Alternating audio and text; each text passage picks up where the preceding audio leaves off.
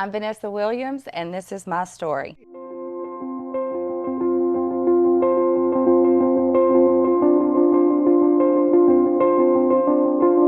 In the 20 years of Crossroads Fellowship, there have been many stories. Not of fiction, but real accounts of life. Real people's lives. Your lives.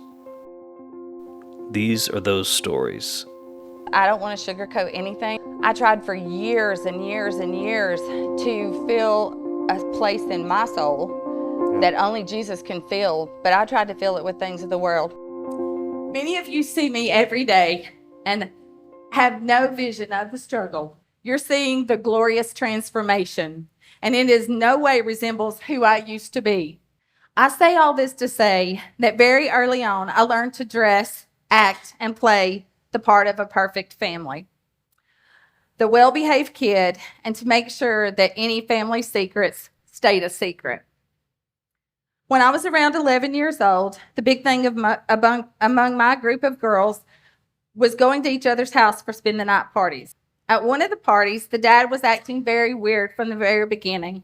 He was a trusted family friend, but he had started to check on us girls when we were showering or bathing.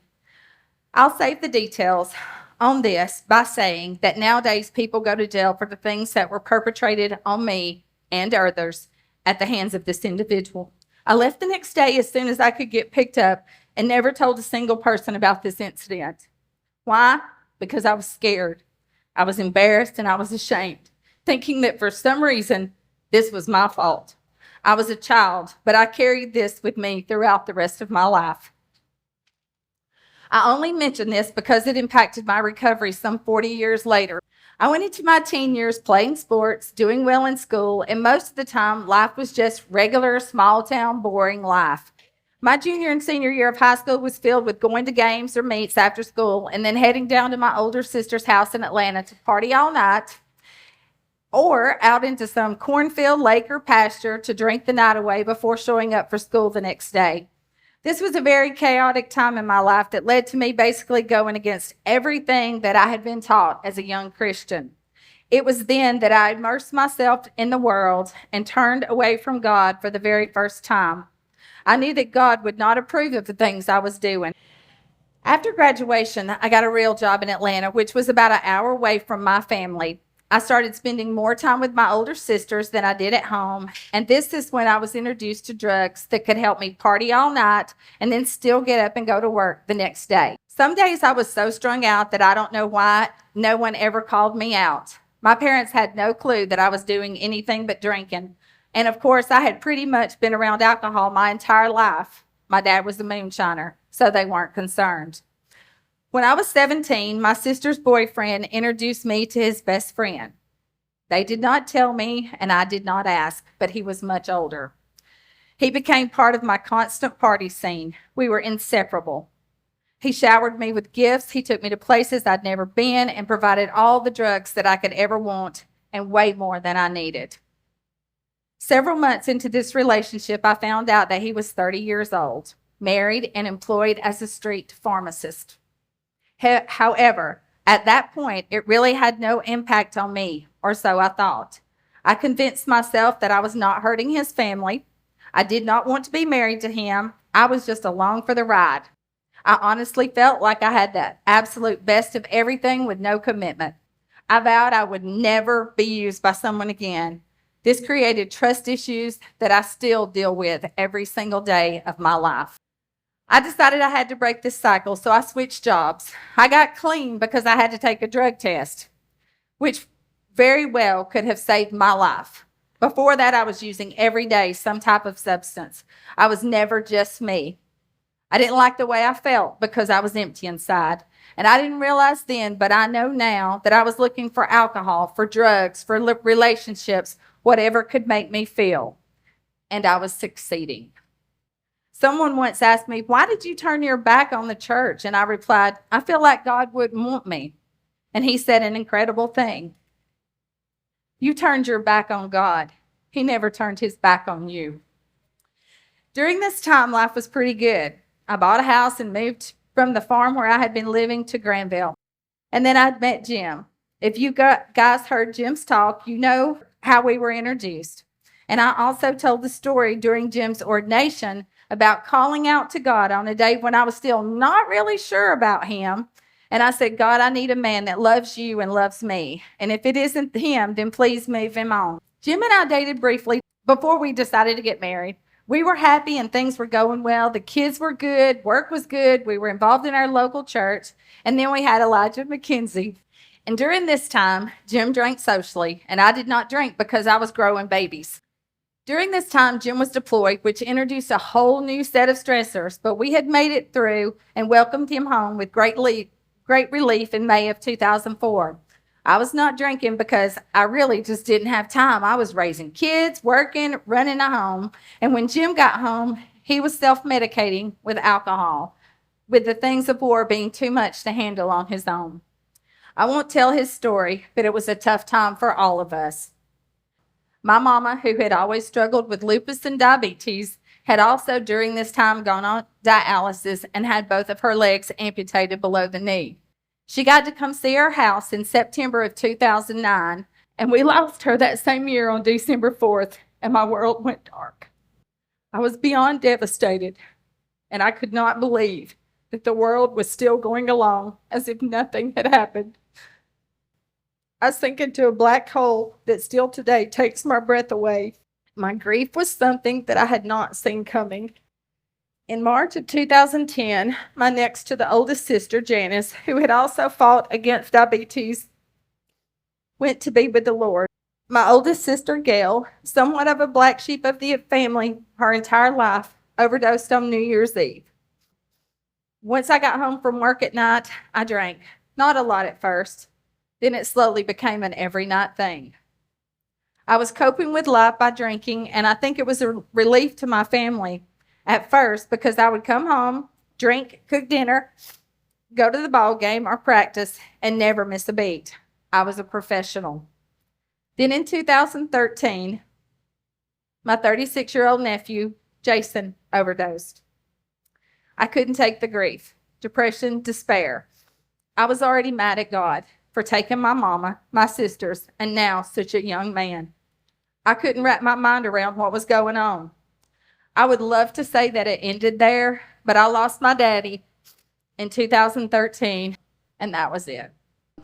I lost 5 people that were very close to me: mom, dad, sisters, and then a very young nephew, and that was all within 5 years. And if you had asked me, it would have been something that, oh, well, I'm pretty strong. I think I can deal with that. But it was a very dark time for me. Yeah. Very dark time. Yeah. So for so many people watching this, yes, that have dealt with loss and trauma, and maybe they don't realize how much it's affecting them. But after the loss, it was like I felt like that the color was completely gone from the world.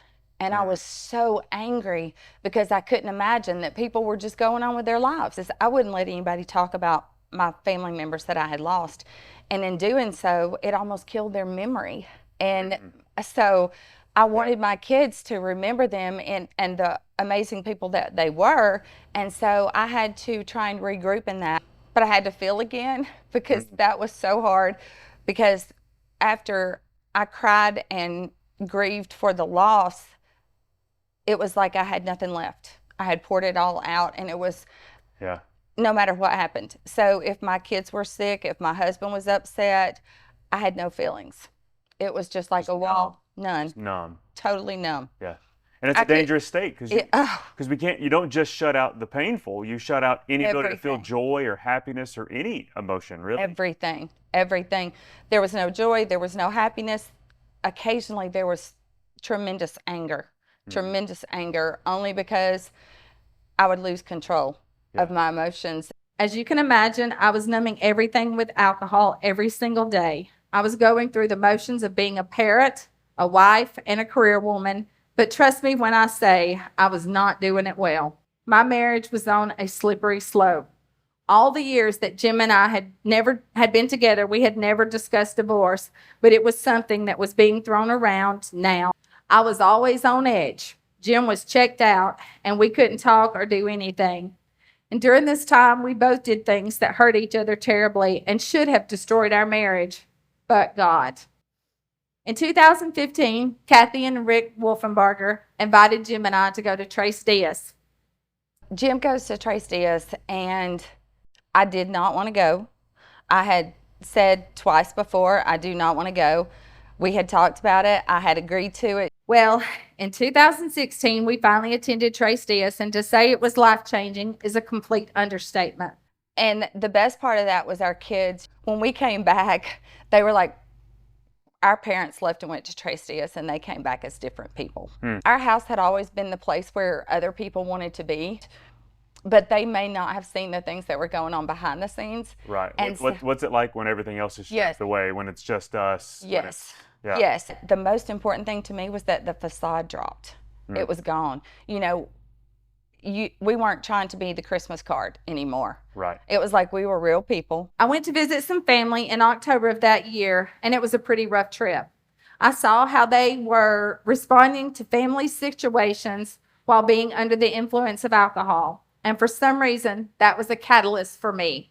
On the 12-hour home, the Lord and I had a very, very long discussion about how life needed to look when I got back to Tennessee.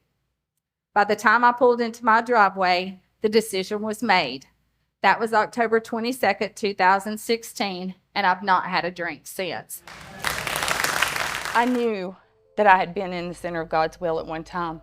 I had moved away from that in ways that I had never, ever thought that I would do.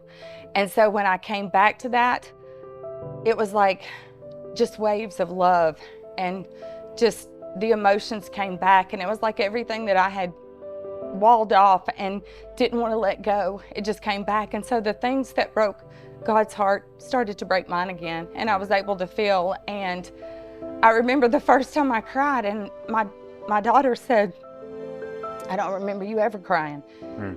And I said, "Well, I used to a long time ago." And it was so hard to allow that to happen, to let the walls come down, because when you let stuff out, you let people in. So then I felt like I was opening myself up to that potential pain again. But God said, "I've got you.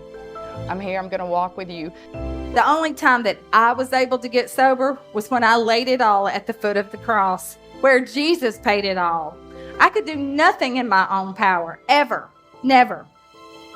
Recently, the Lord convicted and pretty much said, "I cannot believe after all the things that I have done in your life and granting you the blessing of sobriety, rescuing you from the pit and restoring all that the locust stole from you, that you're going to be selfish and keep this light hidden." We need to be telling the story and getting the message out there to the people who don't see it. But if we can some way tell our story and get that message out there, we can tell them the reason for our hope. I want every person here today to take this life that we've been granted by a merciful God and use it to further the kingdom and lead people to a relationship with Christ. I want to say every day, "Here I am, Lord. What can I do? What can I say? How can you use me?" They have defeated the enemy by the blood of the Lamb and by the word of their testimony, Revelations 12:11. And when you look at others, remember that you have no idea the steps that they have walked and the struggles that they have faced. I am one of those people that was saved by grace through faith, and it changed my life forever. So let it change yours.